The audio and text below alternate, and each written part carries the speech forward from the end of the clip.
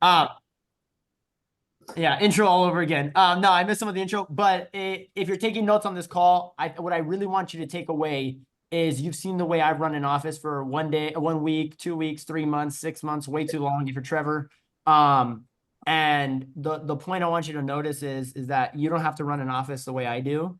Because Sarah's actually running it a completely different way, still with high standards, and she would argue that she's not the most energetic. She's not the energizer bunny all the time, and she still runs an office that actually does over 1,000 phones a week on a program called True Connect, where they actually give out phones depending on people's certain income in San Francisco, California.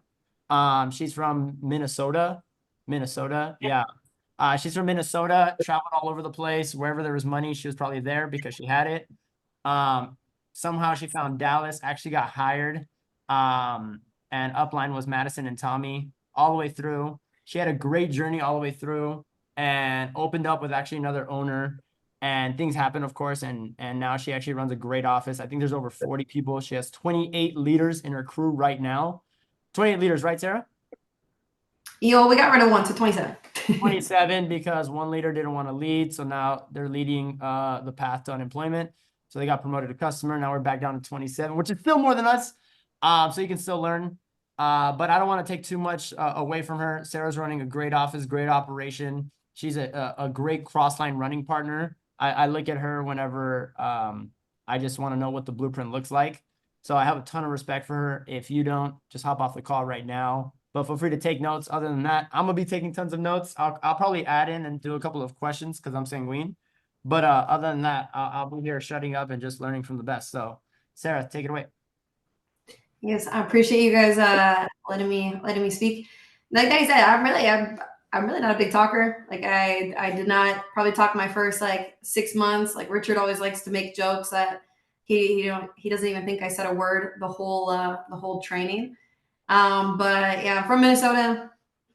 Minnesota. I got my degree in healthcare administration, so nothing to do with marketing or anything like that. The only reason I got that degree is I graduated high school. It's just natural you go to college, and I wanted to go somewhere that was close to home but out of my state. So I went to school in Nebraska. Super weird, random state, but it was like cheaper when I was looking at schools. It wasn't other schools that I was looking at. It was like 45,000 a year, and Nebraska was on the cheaper side of like 20,000 a year. So went there, changed my major a few times. My grandpa managed hospitals and whatnot, so then I just picked that degree so my mom could be happy. So I got the degree. When I got my degree, COVID hit like a few months later. Didn't really want to actually get a job anyway, so it was kind of perfect for me. I got my degree, and I was like, I don't really want like a big person's job. I'm like, I really am not trying to like work, and I credit all of you who are like younger. I graduated when I was like 21, and at 21 I didn't even want a job, and some of you guys are like 18, ready for like careers and running your own business, and that's awesome. I wish I would have had that when I was younger, but when I was like 18, I was just like excited to go to college just to hang out with friends and party. So I didn't want a job. Was like, oh, let me just stay at home. Worked at these resorts every summer, so I just was there full time. Best thing about the resort is I just made my own schedule, so I could leave wherever I wanted. So in that time period of living at home, I went to Florida a few times, like Nashville a couple times. Like just really just did not want to get a real job, and then all of a sudden, though, 24 hit, and I was like, I probably should do something with my life. Now I'm 24, living at home with my parents. I probably should like start a career and all this stuff. And so my two best friends, they were like, let's move to Texas. One of them lived there for a little bit, so she's like, let's go there. And I was like, sure, why not? So we moved to Texas in Dallas. Was looking at healthcare jobs, but when I was looking at the jobs, everybody was like, you need 3 to 5 years of experience. And I'm like, I have my degree. Why is that not my experience? And so then they wanted me to do all these like again like entry level like positions, but when I looked at it, it was like an entry level position for the next like 3 to 5 years of my life. So I just started looking at other jobs, probably like you, maybe some of you guys. Like I just went on Indeed and just started clicking things, and I was like, This looks cool, good enough, stuff like that. Interviewed with Claire. I don't know if any of you guys know Claire. Claire is the best recruiter ever. But Claire's very similar, like to me. So when I got on the Zoom, I was like, okay, cool. I like this girl. She played. My family's big in hockey, and so Claire was like, yeah, I played lacrosse, all this stuff. Claire told me she was like lived in New York or some East Coast and had a nice family and whatnot. And I was like, cool, I like Claire. So I went in to Richard's office, was like, okay, interviewed with men, and really like a lot of it is like to Madison, the reason that I stayed in this business. But like right away, like in the interview, we like talked about she had a lot of siblings. I have a lot of siblings. She played college basketball. My siblings, played hockey. So just like very, she was like, hey, I don't think she actually substitute taught, but she got her like certificate to like substitute teach whatever it was, and I substitute taught a little bit, and so it was just kind of cool. Like I'm like, oh, cool, talking to somebody in an interview, and she was talking about the growth and everything. So I was like, all right, cool. This is like a place where I can grow. But then I was like, this girl's cool too. Claire did my interview, and at that time they like offered on the spot, and so they were like, hey, like we offer you the position, and I was like, oh, okay, like yay, my sure a job, right? And it was funny because she was like, oh, when can you start? And I was like, immediately. And then she was like, okay, on Monday. But then I already planned to go to Austin. Like, again, you guys, like, I just wanted a social life when I moved to Texas. So I already had plans to go to Austin like all weekend and Monday. So I was like, oh no. Like, but I didn't say anything because, again, I'm phlegmatic. We're not going to cause confrontation. But I got lucky because there was the conference that Monday, and so then I actually didn't have orientation on Tuesday. And honestly, like just because I'm phlegmatic, I don't know if I would have like actually came that Monday because I would have been too concerned about like my social life. And that's just how it was like a couple years ago. Like that's just how I was like, hey, like I want to have fun. I want to hang out with friends and do what I want to do. But anyway, started on Tuesday, and then Madison will probably tell you about like our first day in the field. I like sat on a curb, cried to Madison. like I think about it now, and like it is like it me like I was like, what the heck? I don't even know if I want to be here, stuff like that, and her and I, she just like sat there and like listened to me and talked. And internally, now I know she was probably like, dude, what the heck? Like, what am I supposed to do? She's like, like this girl's just like on the curb crying. But I was just like overwhelmed because I like understood it. Like I was like, okay, cool. And I think it just comes from like my family is just really big into sports. So I just always like I understood like cool, there's a training, you have to work hard, you get rewarded things. I'm like, it's the same thing in sports. Like you don't get paid. None of my siblings have gotten paid during like trying to get to college. Like, right. Like they had to actually pay for their trainers and everything. So I was like, all right, cool. It's just like sports. And that's funny And so that you bring that up, Sarah, because I think so many of us were looking for like the perfect time to start in the business, and people they see us or like they see you coming in as a CEO, or they see you as the executive branch manager, and they're like, oh well, Sarah must have had it awesome, like she made it, so she had everything perfect. But you're saying you just got in a car with friends and ended up in Dallas, and you almost didn't start because you didn't want to tell them that you're partying in Austin the night before, like the weekend of. And it's just so funny because sometimes we talk to ourselves, or we have the mental barrier, the mental fight, the battlefield of the mind, right? Of like, oh well, this is just not the right time for me, or I have so much of family obligations. Is this the right call for me? So I guess it's like, what do you have to say for that person that's thinking like, oh well, maybe this is just not the right time? Like, what are your thoughts on that? yeah, I think like I don't really think I don't know, maybe like everything like it's never gonna be I guess perfect. Like for me, like when I started, like I always was like, I knew deep down that this is like something that I really did want to do. I just like never wanted to really like either tell other people or like vocalize it. Like I kind of was just like I wanted it, but I didn't really know. So really like it kind of, I don't know, I guess it's really just, you're never gonna have like the perfect situation. Some people do, I guess, maybe in their eyes, like, all right, cool, they maybe have like all the time in the world, and so they're able to do this. But I mean, I was 24, so it's like in some people's eyes that's not the best time, because some people think 24 is old. And like now I'm like 26, and I mean I feel old, but like some people are like, oh, 24 is like super old, and then some people are like, oh, 19 is too young, or whatever it may be. It's just like you can always like come up with some kind of an excuse to make it not the perfect timing. Like I moved to Texas with my two best friends. Like I could have been like, this isn't the right time because I'm supposed to have a fun year with my friends. But instead I was like, I like it, but like I didn't really know how to tell people. Yeah. And I would love to know, like, compared to where you are now. So you've been an owner for how long? A year. A year exactly. So your friends who, I mean, they probably, you lived with them when you moved down here, and I'm sure they were probably the biggest supporters, right? Or they were probably like your biggest cheerleaders on the side. You can definitely hit on that. But where are they now compared to, I guess you don't have to show off too much, but I guess if you would have listened to them with their naysayers or the outside influences, where would you be compared to where you are now versus where they are now?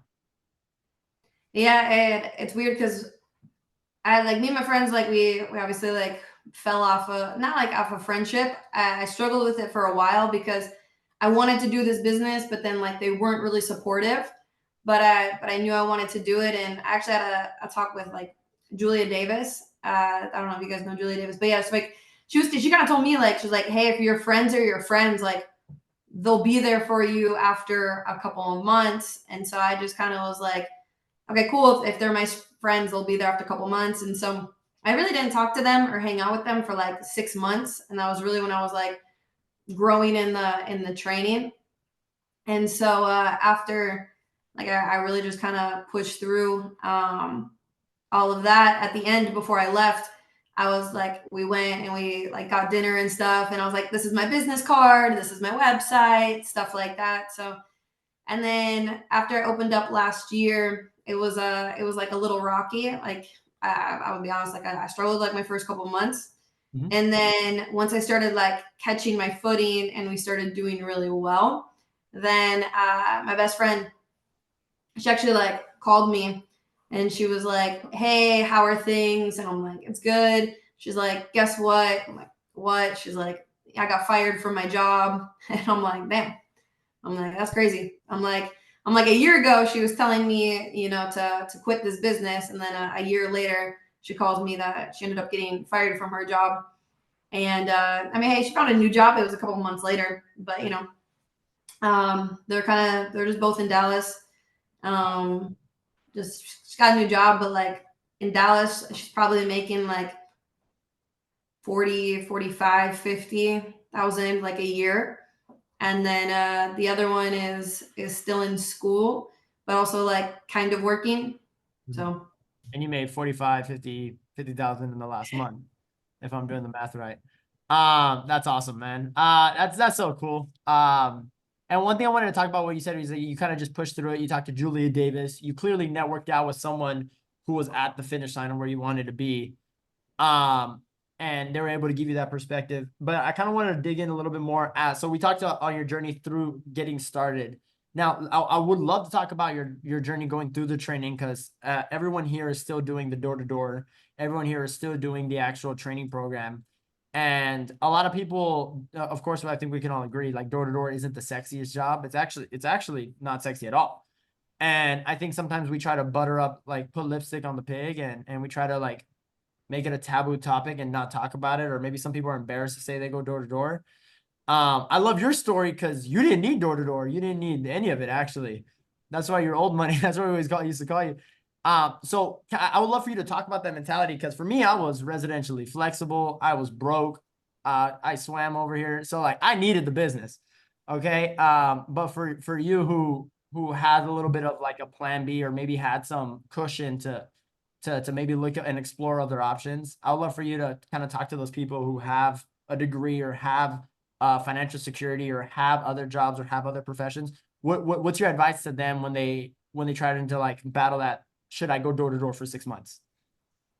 Yeah, I'll be honest with like my parents did not know I went door to door. In Minnesota, I swear door to door is not a thing. It's one, it's cold, like it's very cold. Two, I'm from a small town. Like I didn't even know like the most door to door thing that we have in my town is like trick or treating or like kids who want to sell like their like their like sports like coupons, right? But like that's it. Like there is nothing like that. And I wish though. The only reason I didn't tell my parents is because like I honestly just didn't have any confidence in like telling them. Like for me, I was just like more like embarrassed. Where I was like, "Ah, I don't want to tell my parents. Like they're just gonna be mad at me, and it probably made things worse for me because my mom would ask questions, and my mom was in Minnesota, so it was very easy to be like, "Yeah, mom, I don't really want to talk right now," and then I would like hang up on her, right? So it made it like really easy for me to like avoid it, but like kind of doing that, it like stressed me out. I remember I went home for Christmas, and it like stressed me out like the whole time because people, it's the holidays, people like to ask what you're doing, and then I was just like change the subject every single time. Eventually my mom caught on and she's like, why are you being so weird about your job? Right. And I just was like, just give me time, right? Like I'll figure it out. But I wish I would have had like the confidence to actually like explain like the business to my mom and like tell her and stuff like that. And my dad has always been super supportive. My dad's so funny. He's like, you happy? I'm like, yeah. He's like, cool. My mom, she still is like, is it going good? I'm like, yeah. She's like, you want to do anything in healthcare yet? I'm like, no. Because like I said, my grandpa was the one who did healthcare, and that was my mom's dad. Right. So my mom is like, my grandpa was like, healthcare is just a very secure job. But my mom didn't understand that this was also very secure. She just kind of was like, it's not what she was used to. She's like that mom that like wants to make sure everything is like perfect. There's no problems. Like my mom just doesn't want any hiccups, right? And when I told her like, yeah, I'm, working like 6 days a week, she'd call me and be like, "You're still at work?"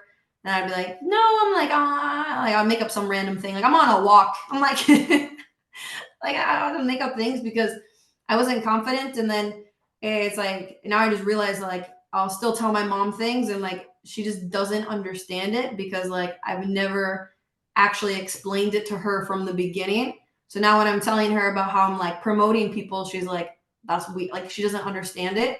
So that's one thing like I wish I could have like gone back and done is like just suck it up and tell my mom and actually explain the business to her so that she could understand it. Because once you like lie or like stretch the truth, lie, like it's really hard going back after that. Yeah, for sure. And that's so funny that you bring that up because going from that person who didn't have enough confidence to even tell their parents what they did, now you go from someone who's running. Oh, I mean, I'm doing the math. A $2.5 million company. I mean, I'm looking at the reports. You made $10,000 last week, and I think that was the lowest in the last 3 weeks. You've clearly, I mean, I think it's safe to say you've made over $45,000 in the last month, which is some people's annual wages yearly. You made that in the last 30 days. So I think that's pretty cool to say that you've averaged about, I mean, I'm a math guy. I'm American. I like math. And it's like, I was doing the math. This is so funny. Sarah, you probably don't care, but it's like you've averaged about, I think how you're doing the math, it was like 1850 a day for the last month. Because I'm just looking at all the reports. So to know that you're averaging so much in a business where I think a year ago you weren't even confident to tell your family what you're doing, to now you have 28 leaders, like 28 creatures in your office that trust you to take them to the next level. Talk about that. So we were talking earlier and you said you were stuck at 17 leaders for a very long time in your business. And if you're in this office and you're a leader, you know that's kind of exactly where we are. If you're new to our office, that's exactly where we are. Sorry to burst the bubble. And I think this business is so awesome because you literally can see someone 2 months ahead of you, like Sarah is right now, where she was stuck in our position 2 months ago, and now she kind of broke through that barrier, had the burst. So I would love for you to talk to these leaders and maybe even some of these entry levels who want to be a part of that leadership group. Our goal is to get to 40 people. What were some things you talked about, did? What were some things that the leaders were doing that you really enjoyed? what were some things that you had in your office or instilled in your office that kind of got you from 17 to 28 leaders in less than 2 weeks? Yeah. And it's really weird because I remember like 3 months ago, because we we hit like 20 liters again, and I was just talking to Van like a little bit ago. Like we were at 20 liters like 3 months ago, and we're doing 600 True Connect customers, and then now with 20 liters, now we were doing 1,200. Like we like doubled our sales, and our leaders were like the same. And he's like, "How, like, what did you do differently?" And it's weird because I didn't really like, obviously I knew I was doing things differently, but it's just things that don't really just happen overnight. Like you really do have to work on them consistently. But 3 months ago, all I cared about, like, I'm just gonna be so honest, all I cared about was just having like a million people in my office. I was like, I just need to recruit a lot. And then I just figured like recruiting would solve all of my problems. I was just like, more people, cool, more sales, stuff like that. And True Connect, if you guys, True Connect is an easier sale than Verizon. Like, but you have to do higher volume because you get paid less per sale. So it's the whatever client you have, it's like the same thing. But like True Connect, we either give somebody a free phone, a phone for $12, or the service for $12, or a tablet for $10, right? But their pay on it is like a lot lower than the payout for Verizon, which makes sense, right? So I had like, cool, I had a lot of people, but a lot of people not doing high volume in sales is a lot of people with really low paychecks. And so then I realized, well, actually I didn't realize that I got yelled at by Matt, but he told me, he's like, Sarah, your averages are awful. He's like, I can only assume that like your people's paychecks are bad. And I was like, dang, like it is true. And I was just being selfish, and I just wanted a lot of people in my office. And I just thought recruiting and not actually developing people and helping people. So really like 3 months ago, I needed to be, it's not like I was like uninvolved in my office. I just had to be like more intense and more strict, and just really like actually uphold. And you can't really do that by yourself. Like when you have so many people in your office, like you can't just, like, you're one person against like 30, right? Or 40. And so you kind of need all of your top leaders to help you too. So I sat down with all of my level twos. I have Wes, who I'm promoting actually to management on Friday. So super excited for Wes. He's just going to go across the bridge over here in the Bay. But he's been my guy for like a while. Like he's switched programs with me 3 times, right? And then I have also Liz, who has 5 leaders. She's also switched programs with me 3 times. And then a couple other guys as well. And really just kind of like sat down with them, and I was like, you guys want to get promoted? Do you guys want to run a good office? Like, okay, cool. Like, I looked at Sahil, who promoted Fabian, or Courtney, who Sahil promoted Courtney, and they got up to 30 liters, 1,200 sales per week. Courtney opened up and was like in the top 5, like almost instantly. Same thing with Jay. Jay promoted Esteban. They got up to 20, or they got up to 1,200, got up to 1,200 customers, promoted Esteban. Esteban's also like in the top 5. And then Jay is still like in like the number 3 spot, just absolutely crushing it. So I was just super honest with my guys. I'm like, hey, like I need your guys' help. Because again, I can't just be one person up against everybody. And slowly it just got better. Like somebody was, I think we had 20 leaders, and then we went down to 12. Like we cut 8 leaders who were just bad for the office. They'd come in late, they'd complain, they would maybe like try to switch their territory or car rides. And I just let it happen because I was like, cool, that's sales. Let's get better, whatever. And so I really just kind of had to put my foot down, and I'll be honest, it kind of sucked. I was like, damn, we went down in sales. We went down from we got up to 900, then we went down to 600, then we were down to like 500, and I was like, oh my goodness. But it really, like, I was like, we can't change anything. Like we can't go back to bad standards. And so then from there, we just built everything on really high standards. Like, You know, you're late, you go home, you're not in dress code, you go home, like you don't communicate with somebody, like, or you're negative, like we'll just send you home, like whatever it may be. We just have higher standards. We push people to do higher sales. Like the average that True Connect should be at 10 sales a day, and we were like cheering for like 5 sales. Like 3 months ago, we would cheer for like 5 sales, and then now like if somebody doesn't do 10, we're like, the heck did you not drop a box for, right? So just having higher standards, but and maybe like Wes or Liz, I'm sure they'll be coming around any second. Maybe they can tell you guys better than I can, but it did hurt. Like a few of them did lose. Like Liz lost like 3 leaders, and Wes lost like 3 leaders out of that crew, and it hurt. But from what Wes and Liz really understood is like they had a volume of a team, but they had really low quality. They had really low quality leaders, and a lot of that was my fault, but they definitely helped me a lot. Now Wes has 9 leaders on his crew. He's got four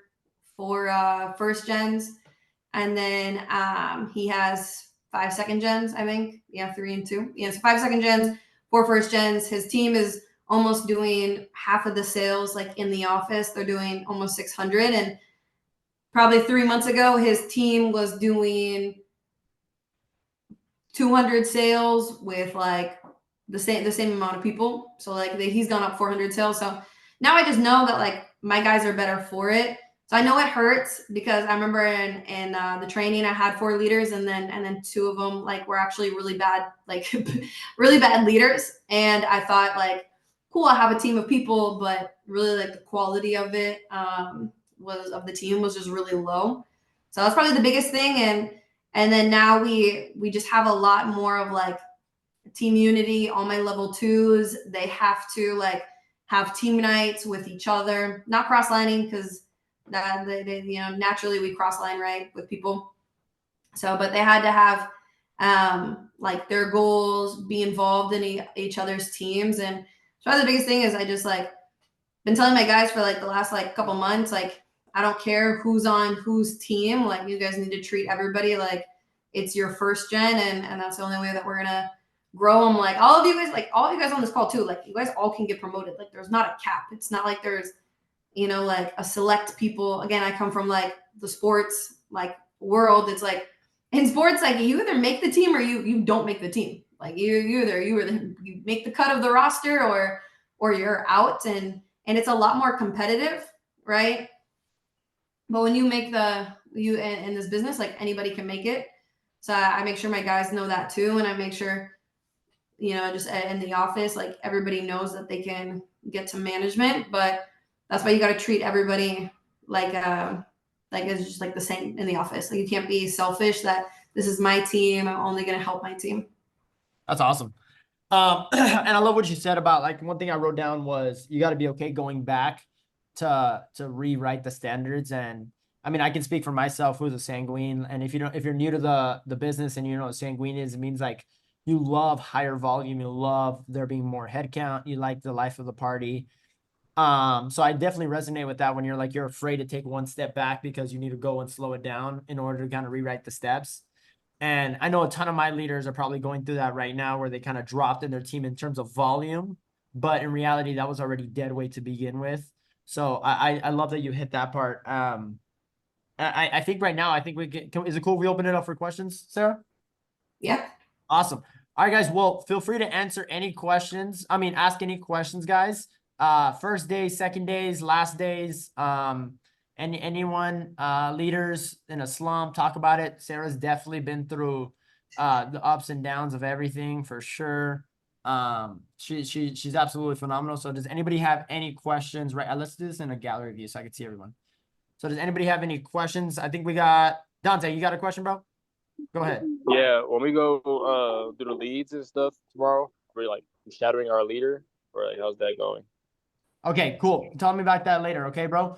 Anybody have any questions about the call? Anybody whatsoever have any questions about the call in terms of Sarah, where she's been? Go ahead, Alan, feel free.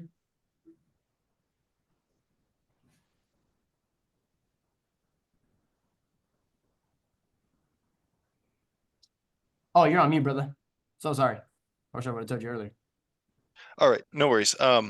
Sarah, you had mentioned earlier how when you had started out doing the leads with Madison, I believe, you had that issue on the curb. How did you get out of your slump? I mean, I was like, I would do a lot of slumps. I mean, I've never been, I like, and I don't want to say I've never been good at sales, but like for me, like sales has never been my strong suit because I think like I genuinely like helping people. Like I like when I get happier when like other people do well, right? But like I know also as like a leader, you have to be the one who like leads by example and sets the pace and all that kind of stuff. But really like just day by day, like getting out of it took me a while, but for me, my personality is like I cannot be pushed. Like when people like push me to like do better, like or force me to do things, I just like I'm super stubborn and I'll turn around and go the opposite way. Mhm. And so Madison was really great with me. Tommy was really great with me. Like just like letting me be, like pushing me in a sense of like getting me to grow, but like also like letting me just kind of like, okay, she's stubborn. I'm kind of hard headed. Like I just don't, like, I don't like when people would have forced me. So the best thing that Madison did is like, she just like sat there, listened to me. She wasn't like, dude, stop being a little baby. Just get up and go knock doors. Like she was like, okay, cool. You're a real person. I'm going to sit there and next to you. And then she was like, afterwards, like, I don't know, maybe it took like 20-30 minutes. We were waiting for a girl to finish up her sale anyway, and then she fell. But like but it's so weird. Like that day was like 2.5 years ago and I still remember it like it's yesterday. But it was like maybe like 20-30 minutes and like I get it, like field time is super important. Like you do need to have pace and you do need to have something, but like if you have something like that you're like not like I guess like battling against, if you have something that's like on your mind where you can't even focus on what you're doing in the field, like you're gonna have to take like 10-30 minutes. Like I would not take like 4 hours to figure it out, but like Right. like 30 minutes to be like, okay, cool, 5-10 minutes, like what's going on, how are you feeling? And I think the best thing that she ever did was treat me like a person instead of like most jobs that are like, you're like, stop crying, go do your job, like suck it up, like you want to quit, okay, bye. She was just kind of like, all right, cool. And then she explained like some things to me about the business, and then I was like, okay, cool. So I think probably the biggest thing is like if you're going through like a slump or something, like kind of depending on how your personality is, if you need a hard coach that just tells you like get your shit together and go do it. Sometimes you need a coach that will just like listen. Yeah, that's awesome.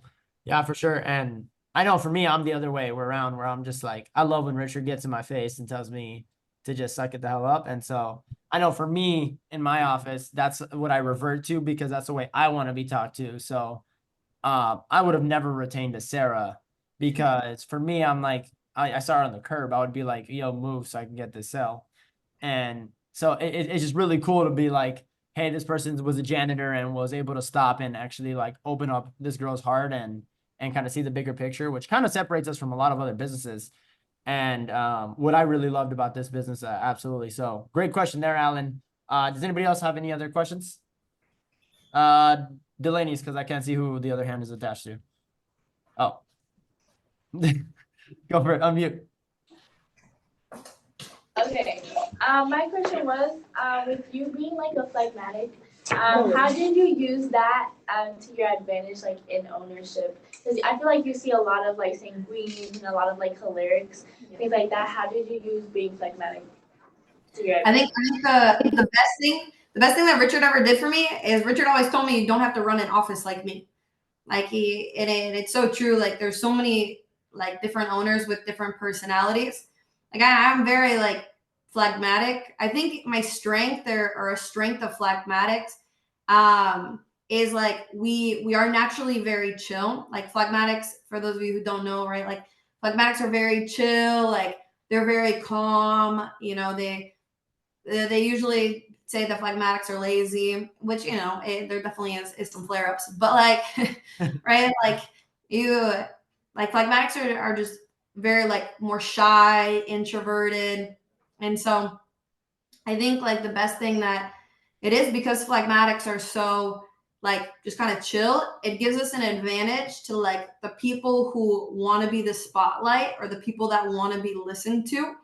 We're cool. We're just like, I like a lot of my office, like they're sanguine, and guess what? They can run around the circle all day long, and I'll just be in the back, like correcting little announcements. You know what I mean? Like, so I think phlegmatics and something that I noticed a lot from Tyler, for those of you who know Tyler, like that runs Frontier in Dallas, promoted from Richard.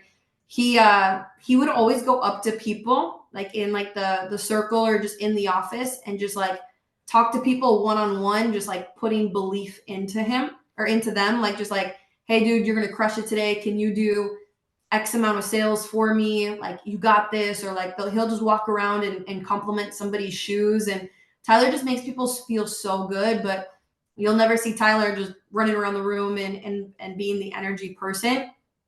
And so phlegmatics, I think, have a very big like strength on that of like, hey, and then like for the weaknesses for phlegmatics, you just can't really let it get like too much. Like if somebody is very choleric or sanguine and they start to kind of like try to want to like push you over or like make decisions for you, then that's kind of where you have to like realize like, okay, cool.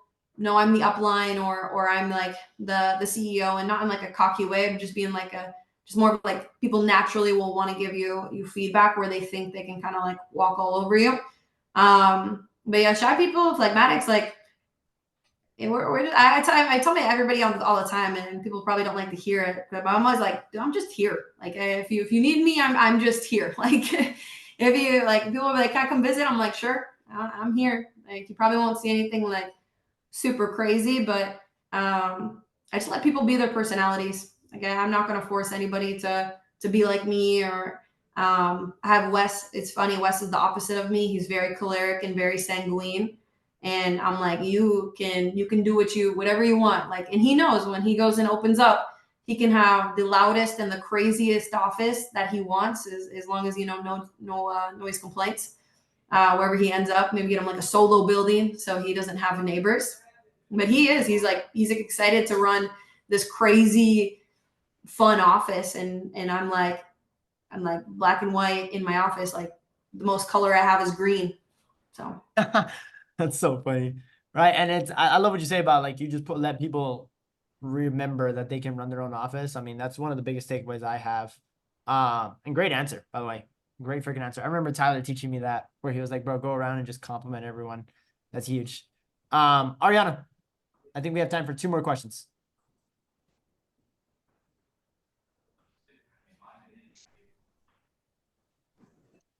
Hi, nice to meet you. Thank you again for holding this call.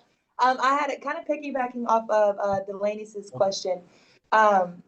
It's more on the recruiting aspect. So I'm very different personality than I would say than a phlegmatic. I'm actively pursuing, but so it's like, what kind of like habits did you pick up, or like books did you listen to, or like read, or podcasts did you read, or like anything that you picked up to attract another personality? Because my upline, she's also like kind of a similar personality, so I'm noticing like I want to start growing my width in other personalities that's just not like me.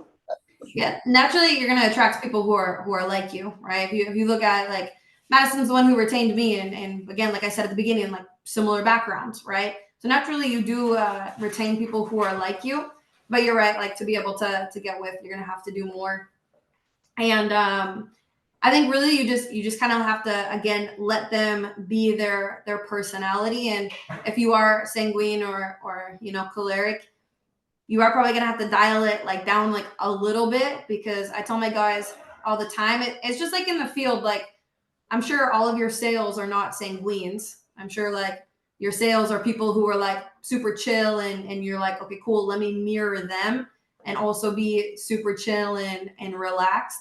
So it's the same thing in your interview that you do in the field, is like you're going to sell all different types of people. You're going to interview all different types of people. You just have to be able to, like, again, like in the field, you see what they're into, and your interview, you're going to see what they're into. And and you just have to be able to highlight that so you can tell them about it. But I would say just I have to tell the people reading Wired that way will tell you all about the personalities, and it will tell you like what the other personality, how they like to be, like coached and talked to and stuff like that. But yeah, like I said, like when you email or when you email, oh my gosh, when you interview other people, you're gonna have like that same thing where you just adapt to them like you do in the field.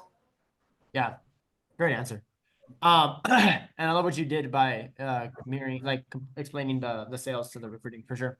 And I actually did have one last. I guess does anybody have any other final questions? Because I'll take it because I'm sanguine, and I could talk to Sarah all day long because she's just so good. Go ahead, Nautica.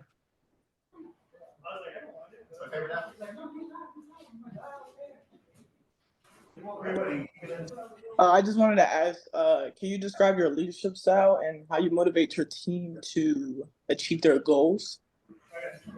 Yes, my leadership style, I guess, I don't know. It kind of depends. For me, I will tell people like, all right, cool. I let them know this is how I learn it. So like, even when I'm doing orientation and I have to like draw things out because sometimes I don't think I make any sense.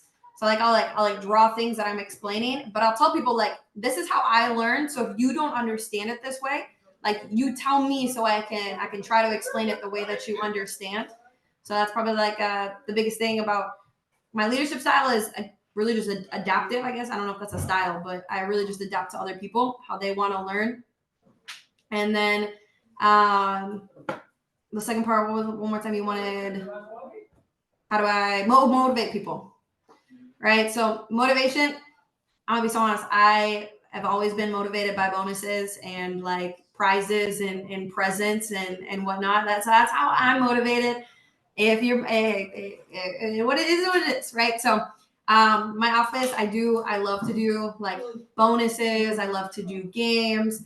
Again, I come from sports, so like competition is always super fun. But also then just like motivating people also on like their goals. Each person is different. I have some people who are really not motivated by fun, like or bonuses or anything. Like they just want to get the job done and do what they need to do. And I think all kind of like goals and like bonuses really are like the same at the end of the day. Like I want to win a prize because I want to be the best, right? So like that's why I like prizes. It's the same thing. Like maybe you don't care about the prize, but you just want to be the best at the end of the day. You could care less if it's for like money or not. Like a lot of people in this business, like they just want to be the best. Because like everybody in this business, you got to be at least like kind of competitive. I'm very silent competitive. I really don't say much, or I don't take a lot of shit. I'm just kind of here doing I'm just here doing my own thing. But I think motivation, keeping them motivated. But at one point, like prize and like bonuses or fear, like it all runs out. So people have to want like the goals for themselves.